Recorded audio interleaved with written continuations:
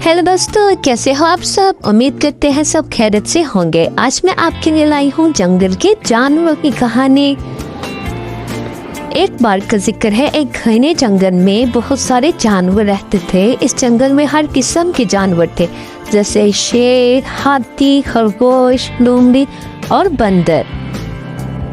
एक दिन जंगल के बादशाह शेर ने तमाम जानवरों को जमा किया और कहा, हमें आपस में मिलजुल कर रहना चाहिए और एक दूसरे की मदद करनी चाहिए। सब जानवर ने शेर की बात मानी और इत्तेफाक किया कि वो सब एक दूसरे की मदद करेंगे। एक दिन खरगोश बहुत प्यासा था, लेकिन पानी की तलाश में नाकाम हो रहा था। वो जंगल के दरख्तों के नीचे बैठकर रो रहा था कि लोमड़ी ने उसे देखा और पूछा, तुम क्यों रो रहे हो खरगोश। खरगोश ने जवाब दिया, मुझे पानी नहीं मिल रहा, मैं बहुत प्यासा हूँ।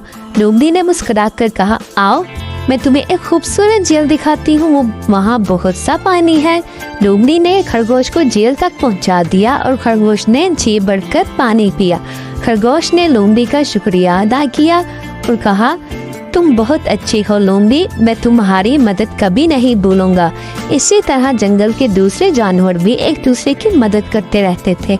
बंदर ने हाथी को दरख्त से फाल तोड़ कर दिए और हाथी ने बंदर को दरख्त पर चढ़ने में मदद दी।